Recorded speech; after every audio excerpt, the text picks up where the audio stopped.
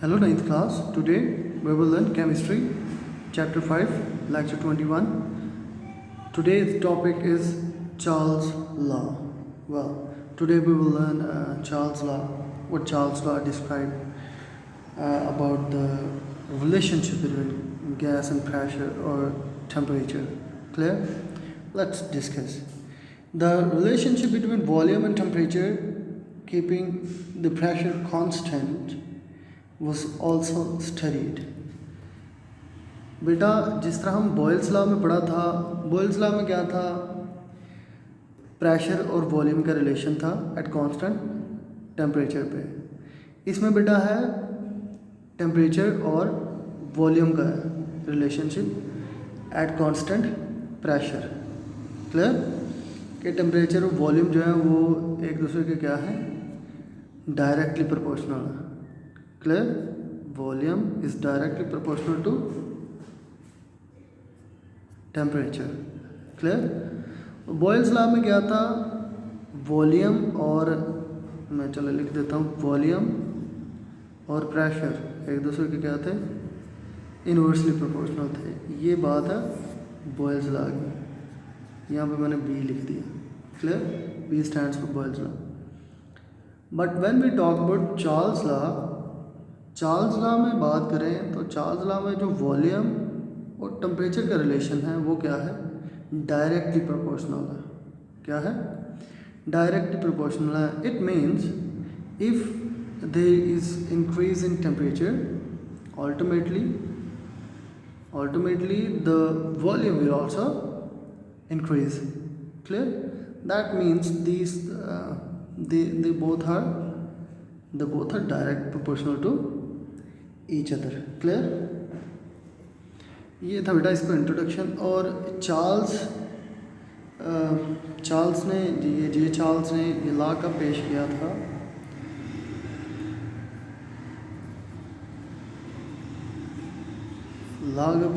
बेटा 1787 में। क्लियर? तो मैं जैसे आपको पहले बता चुका हूँ कि इसमें क्या चीज़ कांस्टेंट, उसने क्या चीज़ रखी है, कांस्टेंट यहाँ पे क्या है, प्रेशर कांस्टेंट है। ठीक है? क्लियर? जबकि बॉयल्स लॉ में टेम्परेचर कांस्टेंट था, यहाँ पे क्या है, प्रेशर कांस्टेंट है। चले नेक्स्ट फर्दर इसको रीड करते हैं। The relationship between the volume and temperature keeping the pressure constant was also studied. French scientist J. Charles in 1787 presented this law that states the volume of a given mass of a gas is directly proportional to, the definition is कि the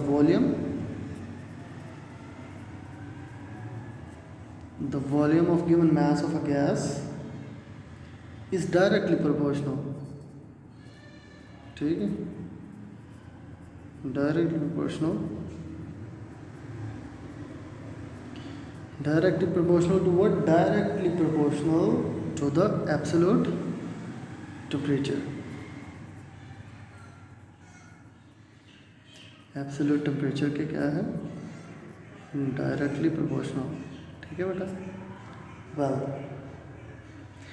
अच्छा बेटा, अगर इसके बारे में अगर mathematically इसको prove किया जाए, मैथमेटिकली अगर लिखें तो जैसे मैंने ये इक्वेशन लिखी है, क्लियर?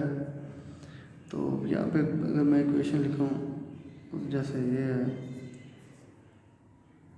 डायरेक्टली प्रोपोर्शनल, इस प्रोपोर्शनलिटी साइन को ख़त्म करने के लिए we have to multiply with constant. ये कांस्टेंट होगा। ठीक है? अगर अब इसकी ये कांस्टेंट जो है इसकी वैल्यू फाइंड करें, तो इसको फाइंड करेंगे तो क्या होगा, ये टी इधर क्या हो जाएगा, डिवाइड हो जाएगा और आपके पास के आ जाएगा। क्लियर? वो के इज़ प्रोपोर्शनलिटी कांस्टेंट, यहाँ पे जो के है वो क्या है, प्रोपोर्शनलिटी कांस्टेंट है। ठीक है बेटा? ये प्रोपोर्शनलिटी कांस्टेंट है। If temperature of the gas is increased, अगर गैस का टेम्परेचर बढ़ता है, इट्स वॉल्यूम ऑल्सो इंक्रीजेज, इसका वॉल्यूम भी क्या होगा, बढ़ेगा, डेफिनेटली बढ़ेगा। When temperature is change from T1 to T2, अगर टेम्परेचर आप चेंज करते हैं, फर्स्ट पहला जो टेम्परेचर है वो T1 है और ये चेंज कर देते हैं T2, तो वॉल्यूम भी तो इस हिसाब से चेंज होगा ना, क्योंकि ये क्या है, डायरेक्टली प्रोपोर्शनल। तो यानी जितना ये बढ़ेगा उतना वॉल्यूम, इसके लिए ये और इसके लिए V2, जिस लिहाज से टेम्परेचर बढ़ेगा उसी लिहाज से क्या, वॉल्यूम बढ़ जाएगा। Clear? Well, the volume change from V1 to V2। Clear? जैसे कि हमने टेम्परेचर में चेंज किया T1 to T2, the volume will also change from V1 to V2। Clear? The mathematical form of Charles law will be, mathematical form, अगर मैं इसको अगर लिख दूँ तो कैसे लिखूँगा, जैसे ये है V1 T1 इज इक्वल के, तो सिमिलरली V2 और T2 भी किसके बराबर होगा, V2 T2 बराबर किसके होगा, इसके। तो इन दोनों को इकट्ठा लिखा जा सकता है, क्योंकि ये भी किसके बराबर है, K के, ये भी किसके बराबर है, K के। तो क्या इन दोनों को बराबर नहीं लिखा जा सकता? You can say V1 over T1 is equal to V2 over T2, because both these quantities are equal to K। Clear? Well, next बेटा इसकी एक्सपेरिमेंटल वेरिफिकेशन।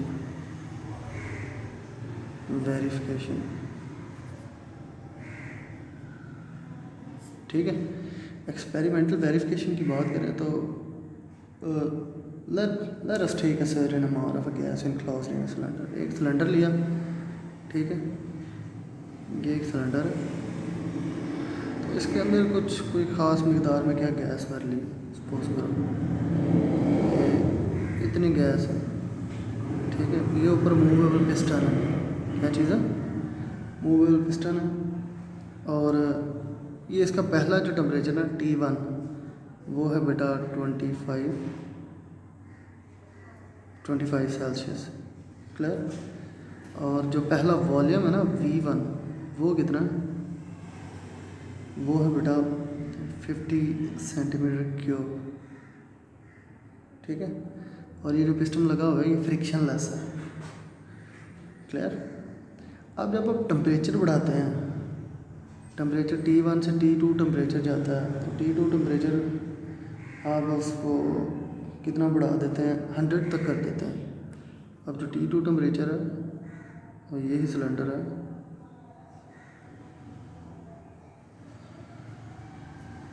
तो वॉल्यूम इसका क्या होगा, अगर टेम्परेचर बढ़ेगा तो वॉल्यूम भी क्या हो जाएगा, बढ़ जाएगा। वॉल्यूम क्या होगा, बढ़ जाएगा। टेम्परेचर आपने बढ़ाया, कितना टेम्परेचर बढ़ाया, T2 कितना 100 सेल्सियस कर दिया, कितना कर दिया बेटा 100 सेल्सियस, और volume will also increase on the other hand, V2 is equal to 2.5 centimetre cube. Clear? Well, you can see here these both quantities are directly proportional to each other. Clear? आप देख सकते हैं पहले temperature कितना है 25 है, तो volume कितना है 50 है।